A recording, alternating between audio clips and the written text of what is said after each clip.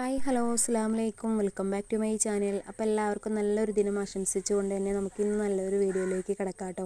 അപ്പോൾ വീഡിയോ എല്ലാവരും സ്കിപ്പ് ചെയ്യാതെ തന്നെ കാണണേ. ആദ്യമായിട്ട് കാണുന്നവരൊന്ന് സബ്സ്ക്രൈബ് ചെയ്ത് തൊട്ടടുത്ത ബെല്ലൈക്കനും കൂടി ഒന്ന് ക്ലിക്ക് ചെയ്ത് ഓൾ എന്നുള്ള ഓപ്ഷനും കൂടി ഒന്ന് എനേബിൾ ചെയ്ത് വെക്കണേ. അതിനോടൊപ്പം തന്നെ വീഡിയോ ഇഷ്ടപ്പെട്ടെങ്കിൽ ലൈക്ക് ചെയ്യാനും കമൻറ്റ് ചെയ്യാനൊന്നും മറക്കരുത് കേട്ടോ. ലൈക്കൊക്കെ ഭയങ്കര കുറവാണ്, എല്ലാവരും ഒന്ന് ലൈക്ക് ചെയ്ത് സപ്പോർട്ടും കൂടി ചെയ്യണേ. അതുപോലെ വീഡിയോ ഇഷ്ടപ്പെട്ടെങ്കിൽ ഒന്ന് ഷെയറും കൂടി ചെയ്യണം കേട്ടോ.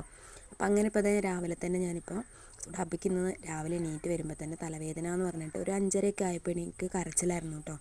അപ്പം അങ്ങനെ ഞാൻ വേഗം എണീറ്റ് നോക്കിയപ്പോൾ നല്ലപോലെ പനിക്കുന്നുണ്ട് കേട്ടോ. ആൾക്ക് മേലൊക്കെ നല്ല ചൂടുണ്ട്.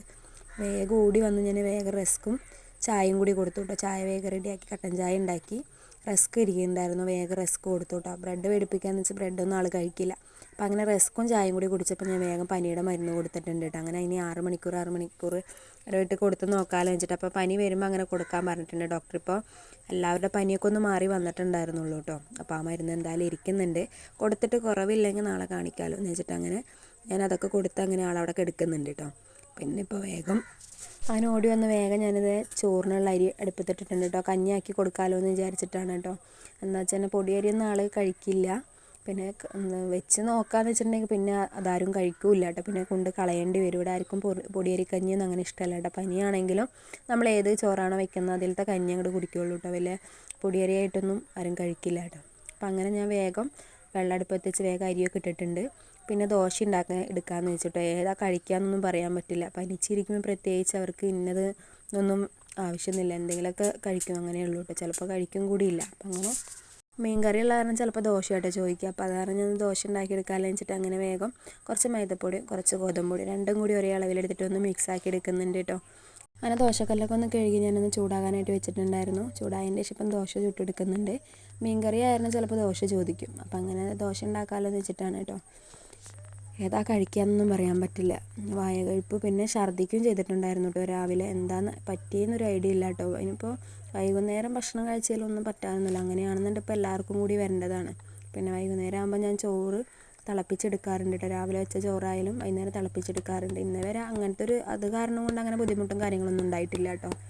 റേഷനരി ആണെങ്കിൽ ഞാൻ പിന്നെ നേരം വൈകിട്ട് ചോറ് വെക്കുള്ളൂ. വൈകുന്നേരത്തേക്ക് വേറെ വെക്കും, രാവിലേക്ക് വേറെ വെക്കും, അങ്ങനെയാണ് കേട്ടോ വെക്കാറ്. ഇതിപ്പോൾ നമ്മുടെ റേഷനരി അല്ല, മറ്റേ അരിയാണല്ലോ. പിന്നെ ഞാനിവിടെ അടുപ്പിൻ്റെ അടുത്ത് എണ്ണ ഒരു പാത്രത്തിലാക്കി വെച്ചിട്ടുണ്ടായിരുന്നു കേട്ടോ. ആ ദോശക്കല്ല് ചൂടായതോടുകൂടി ആ പാത്രം ഒന്ന് ചൂടായി വന്നിട്ടുണ്ട് കേട്ടോ. അതിൻ്റെ ഷേപ്പൊക്കെ ഒന്ന് മാറിയിട്ടുണ്ട്.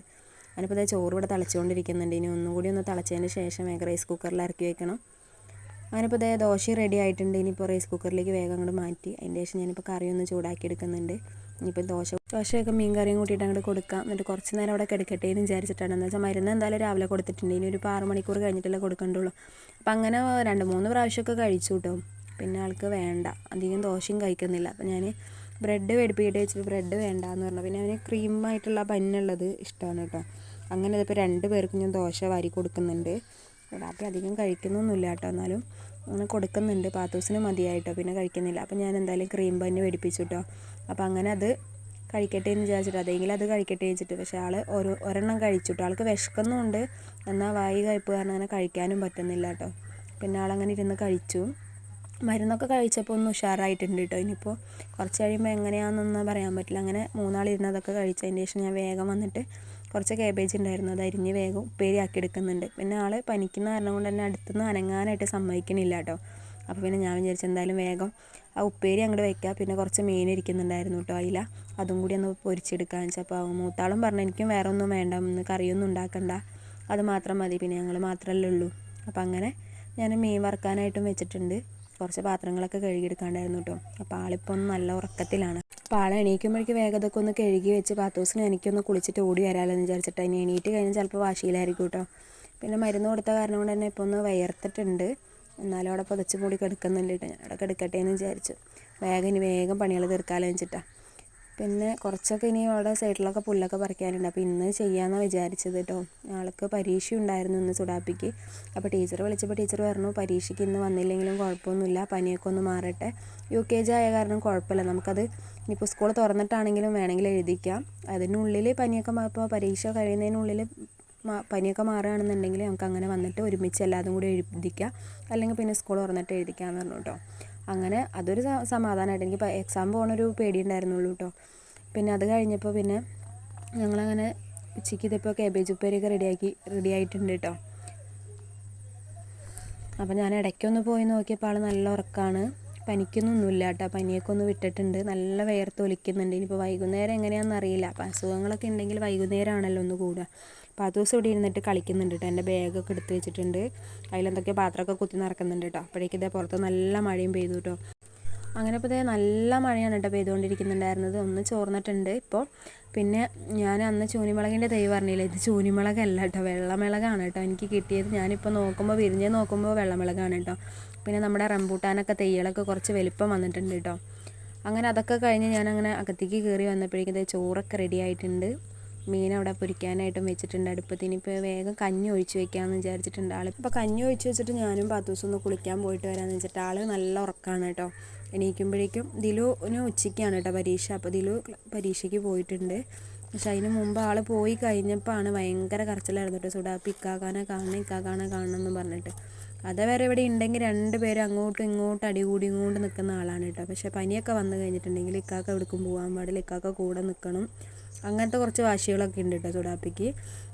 അങ്ങനെ ഇപ്പോൾ ഭയങ്കര കരച്ചിലായിരുന്നു. അങ്ങനെ കരഞ്ഞിട്ടാണ് കേട്ടോ പിന്നെ ആൾ ഉറങ്ങിയത്. കുറച്ച് നേരം അങ്ങനെ TV കണ്ട് കിടന്ന് അങ്ങനെ കിടന്ന് അങ്ങനെ ഉറങ്ങിയതാണ് കേട്ടോ. പിന്നെ ഓടിപ്പോയി കുളിച്ചിട്ട് ഓടി വരാം. അപ്പോഴേക്കും 10 സുഡാപ്പി എണീക്കും ചെയ്യുമായിരിക്കും. പിന്നെ ഞാൻ കുറച്ച് ചായയും വെച്ചിട്ടുണ്ട് കേട്ടോ. ചിലപ്പോൾ ഉറക്കത്തിൽ നിന്ന് എണീച്ച് കഴിഞ്ഞാൽ ചിലപ്പോൾ ചായ വേണ്ടി വരും. പക്ഷെ ആൾ ചായയൊന്നും ചോദിച്ചില്ല. അപ്പം ഞാൻ വേഗം വന്ന് കഞ്ഞിയൊക്കെ എടുത്ത് കുറച്ച് ഉപ്പേരിയും മീൻ വറുത്തതൊക്കെ എടുത്തിട്ട് അങ്ങനെ വന്നതാണ്. ഇനിയിപ്പോൾ കഞ്ഞി കൊടുത്തിട്ട് വേണം മരുന്ന് കൊടുക്കണമെങ്കിൽ. കഴിക്കുമെന്നൊന്നും അറിയില്ല, എന്നാലും വാശി പിടിപ്പിച്ച് എങ്ങനെയെങ്കിലും കഴിപ്പിക്കണം.